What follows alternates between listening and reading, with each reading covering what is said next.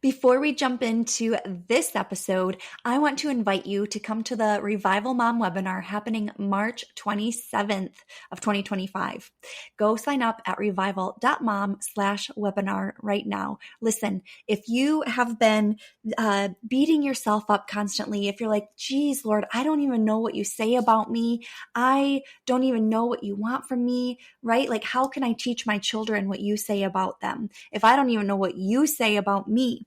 Or maybe you're just dealing with some behavior issues with your kids, or a cycle that keeps happening in your marriage, or some pattern that you keep running into, whether it's mentally or physically, whatever it is. Maybe you're just like, Lord, I don't even know what to do anymore. My husband and children don't want anything to do with you. I don't know how to share you with them without pushing them away, because that is the last thing that I want.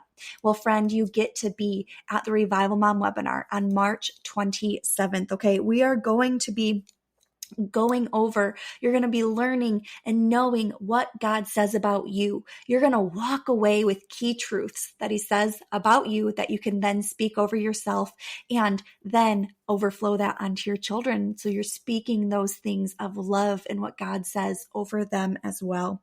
We're going to be going over a breakthrough prayer outline. This is going to be an outline that you can take with you and use over and over and over again. Okay, whether it comes to a child's behavior or that pattern in your marriage, whatever it might be, you're going to get this outline. It is something that I have used and seen breakthrough in my own life. And finally, you're going to get a simple way to spread the good news within your home and even outside of your home in a way that doesn't make it feel icky and make people go screaming and running the other way because, here comes this crazy Christian person, right? No, it's going to be a simple way that you can share that just leaves people interested and makes them feel loved. So you're not going to want to miss it. Go sign up at revival.mom/webinar. I can't wait to see you there on March 27th.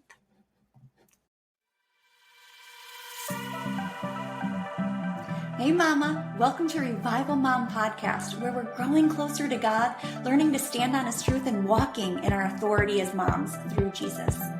I believe that revival starts with moms knowing who God is and who they are in Him.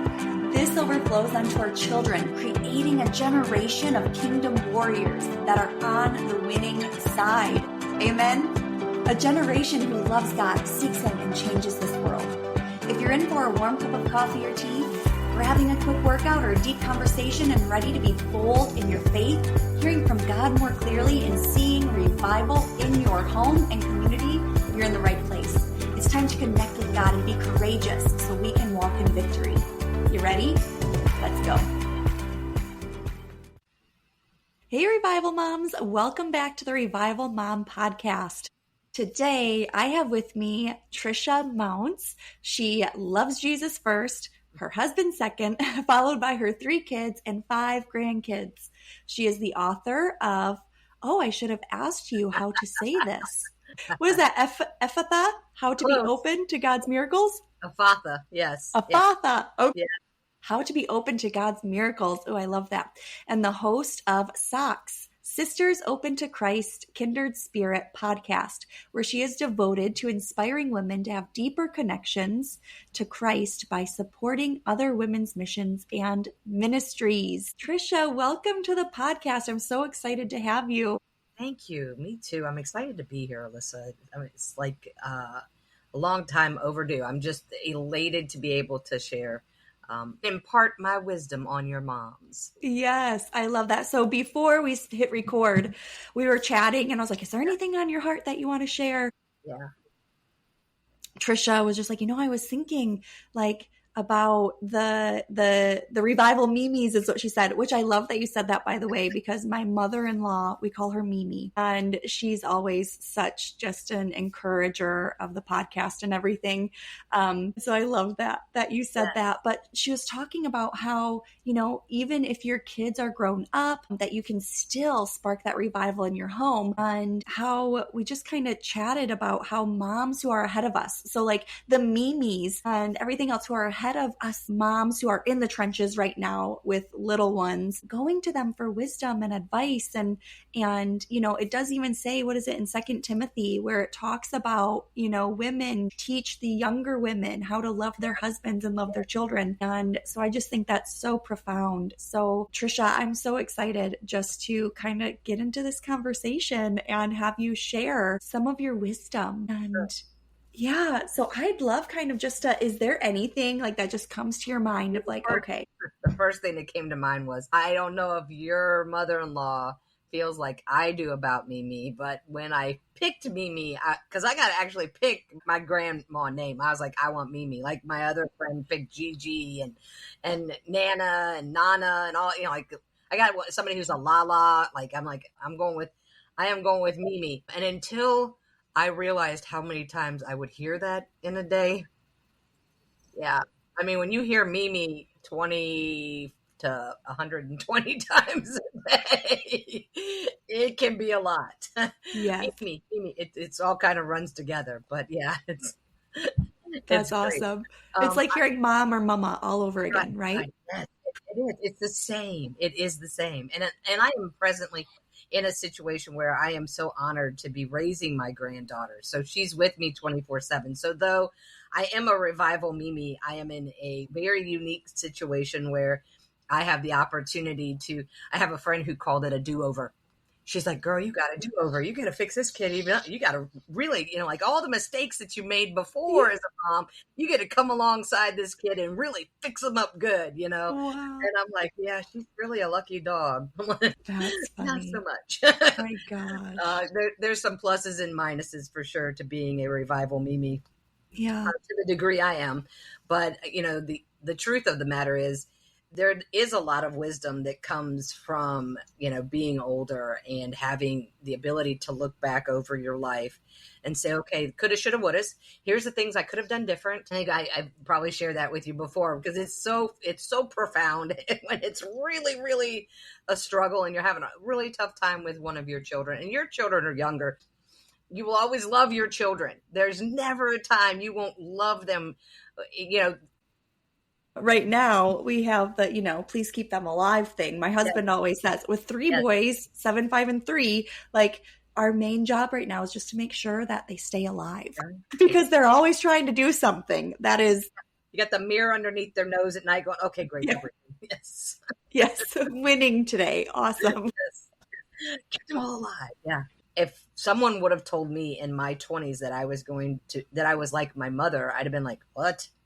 No, I'm not. Yeah. But it happens whether you like it or not. You really do.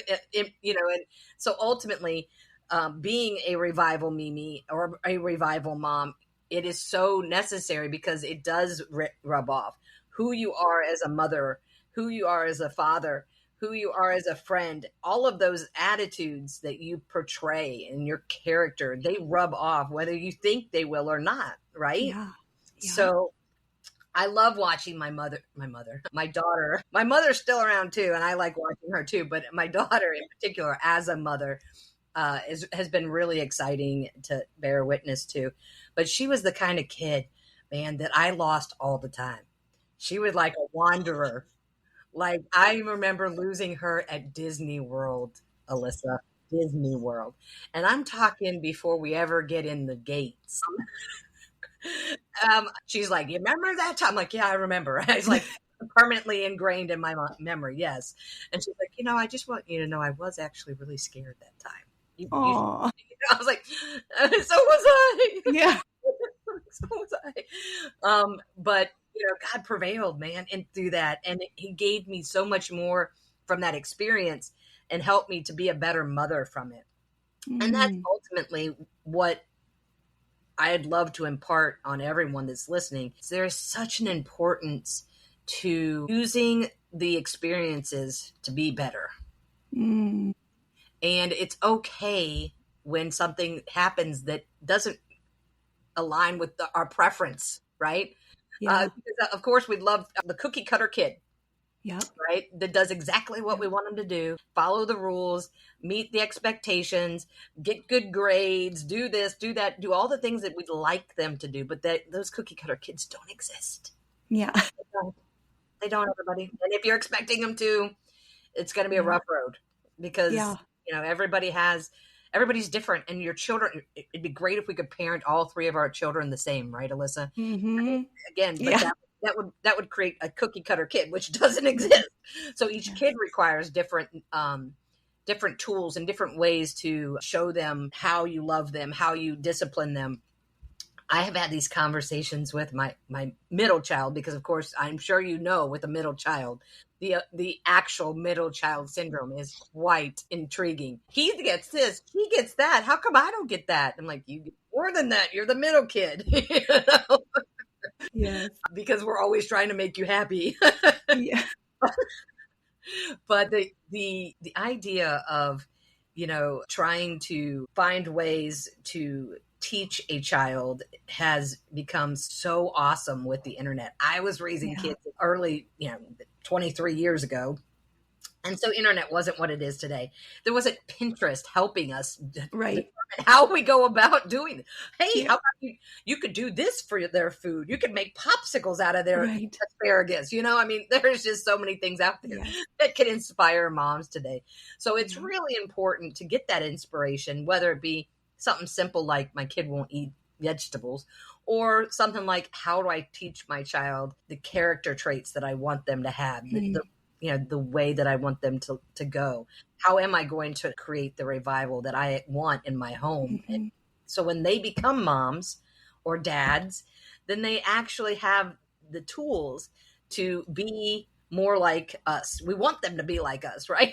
I mean, ultimately, I don't know about you, but I want my kid to be like me. I think I'm pretty cool, and I want them to be cool like me. So I don't, I think it's important that we just have that, I guess, the understanding that we're constantly going to be working on ourselves. And Mm-hmm. even as a Mimi, I am like constantly working on trying to be a better revival mom in my home. Mm-hmm.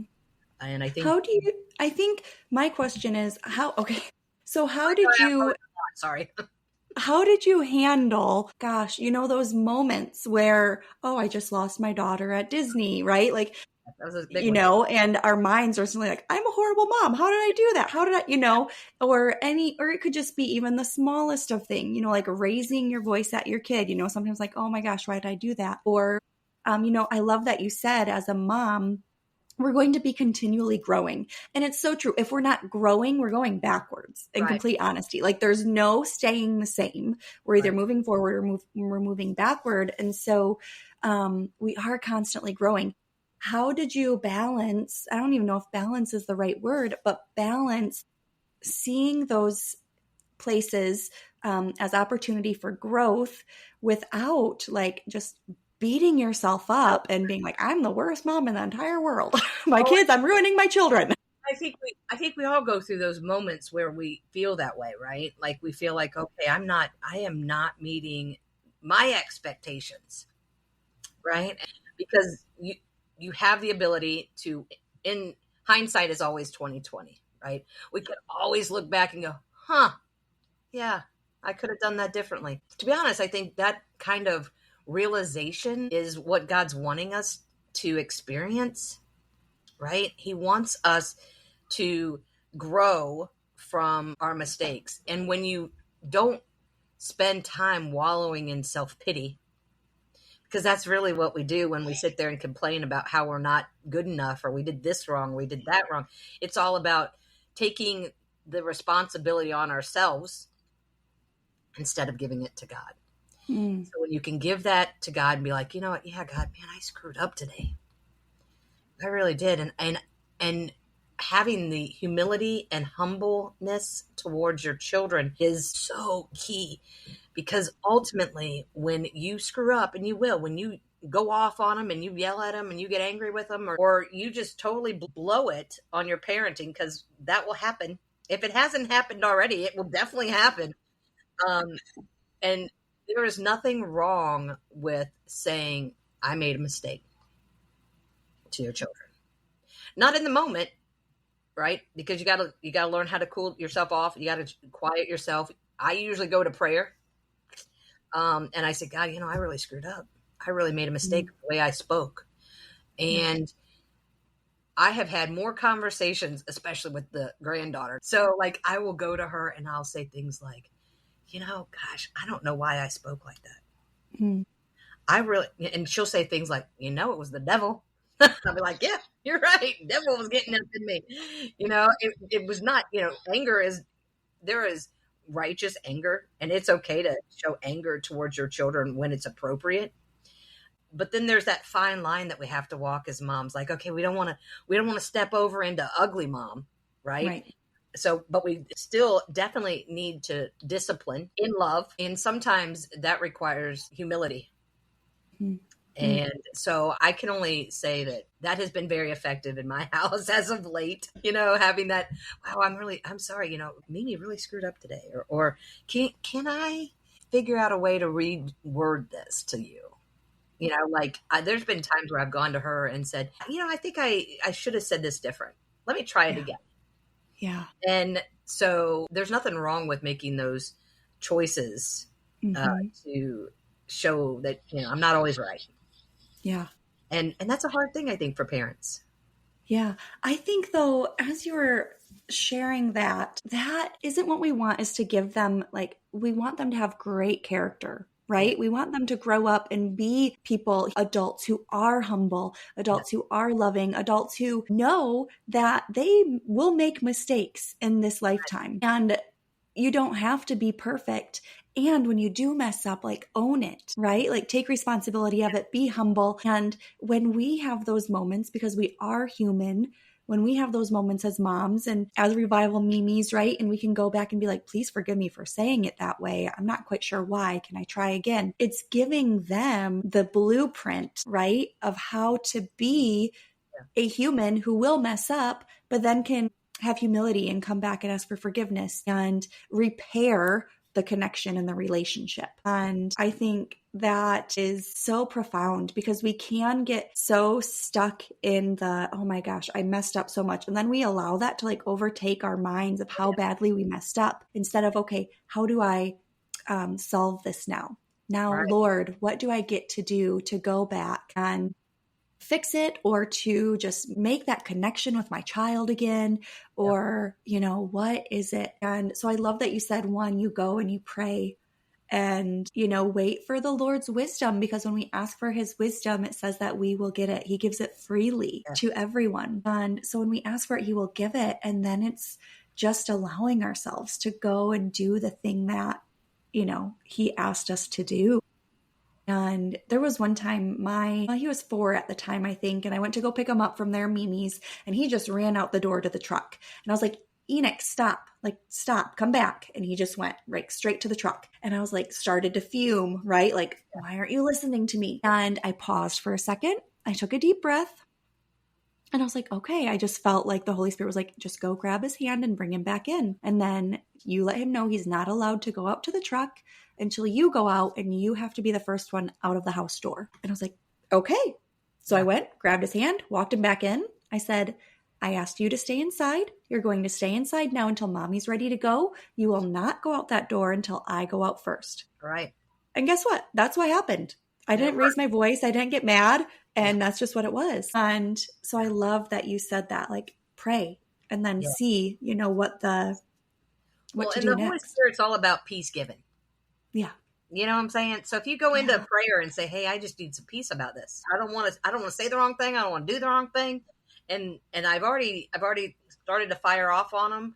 Help me to regain that composure, because you're right. Character building is our number one job. Yeah. Our number one job is to build their character and create children that will be the next generation of believers. And so building that character through your vulnerability is key to inspiring growth, Christian, biblical, honoring parents' growth. You know what I'm saying? So I as you were talking a little bit ago, I was thinking about my granddaughter, and don't get me wrong, I think all children are great.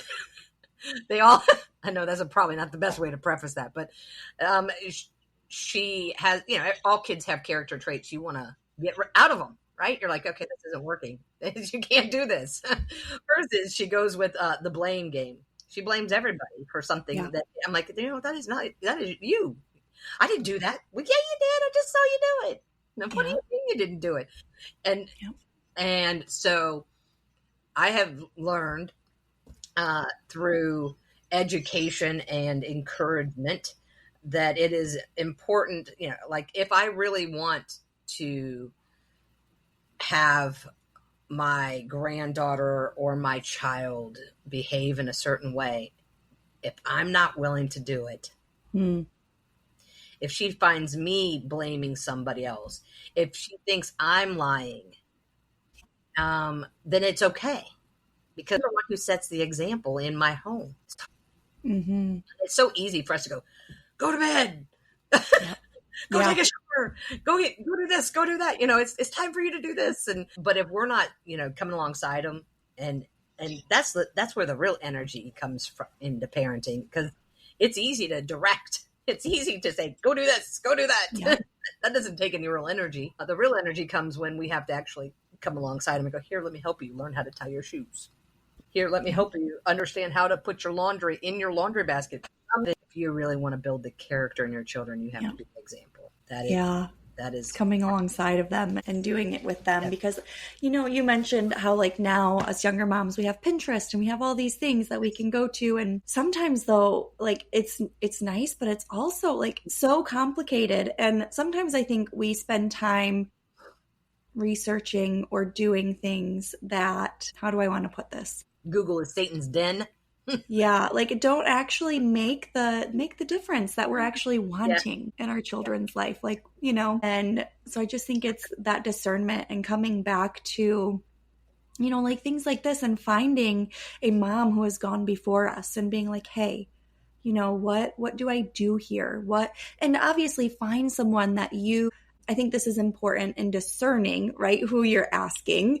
Yeah. I had a mentor one time say, find someone who has what you want and do what they do. And so, don't just go ask Joe Schmo on the road, like, hey, what'd you do about this? No, find someone who you can actually trust, that you've seen the fruit, right? Because the Bible even says that you can tell by its fruit. Yes. You can tell the works by the fruit. And so, be on the lookout for that, and then just go and find someone that has gone before you that you can ask, because gosh, I just think we get so caught in the weeds sometimes. Yes. When really we could just, get find a simple. Get that wisdom from somebody else. Yeah. I can't agree more that it's kind of a wise thing for people to find someone older, and it can be like an in-law or a mother. I mean, it doesn't have to be someone outside of your family necessarily, and it helps to have it's someone who's as close to you as a family member. Mm-hmm. I actually had several women that were very instrumental in supporting me through my younger childbearing years. I don't know where I'd be without them. When you were talking about fruit, it's so funny because the first thing that came to mind was the program that I was telling you about earlier. It was called, and it's so funny because it's called Apples to Apples, which is a really good game, mind you. Yeah, that is a fun game. But it was more about the bearing fruit. From taking the fruit and the wisdom from older women and bringing them into the generation that I was in as a new mom. And I got so much out of those connections from women that were inspiring me to learn how to, it's okay if this happens. Don't let it stress you out. And you're like, what? How can I not be stressed out that we're never on time for anything? When you start to realize how little all of those control freakisms really are, right? Because they're so minor in the major, but we spend so much time stressing out about things that really, really aren't that big of a deal, Alyssa. And it does go back to, that conversation we had a little bit ago about the self-pity and how easy we can get ourselves wrapped up in the feelings of being a failure. And that is so of the devil. That is so not God. God is looking at you going, girl, you are rocking it. Yeah. You are rocking it, ladies. It doesn't matter where you're at or, you are doing, as long as you're doing your best. At the end of the day, when you can say, yeah, I could have done that different, but I did my best today. But Trisha, oh my goodness, it was so great having you on and just hearing some of your stories, getting some of your wisdom. Ladies, I hope you were, sitting there taking notes, because one thing that I didn't touch on when you were talking about your daughter and Disneyland and, how it can always be worse, right? Like there's a parent who did lose their kid and didn't get it back. Like it's the gratefulness, right? Yes. And gratefulness always brings us out of that yuck. Yes. And, but we talked about the gratefulness and being humble and going back to our children and then just finding someone. And so I really suggest, just take one of those things today. Take one of those things and go and do it. And if you're looking for someone or to hear from other women, Trisha, go ahead and tell them about your podcast and where else they can find you. Because she is so vulnerable and open. And I'm all about vulnerable and open. That is for sure. Sometimes it's almost a curse. So my website is Trisha Mounce, TrishaMounce.com. My handle is Trisha Mounce on Facebook, Trisha Mounce on Instagram, also on TikTok. I have a podcast that is on YouTube. That's Socks. It's SOCKS, Sisters Open to Christ Kindred Spirit, which is a fun podcast because it's all, as I had mentioned earlier, it's all about dedicating to supporting Christian women to have a deeper connection with Jesus. And the fun part about it is each episode has its own purchasable socks. So everybody gets to add their Bible verse on the bottom of the socks, which has been a real hoot. I'm excited to see your socks. You're going to love your socks. I'm going to love your socks. They are going to be so much fun. I'm excited. I am excited too. I can't wait to get them to you. So yeah, I love doing that connecting. That's kind of my gig.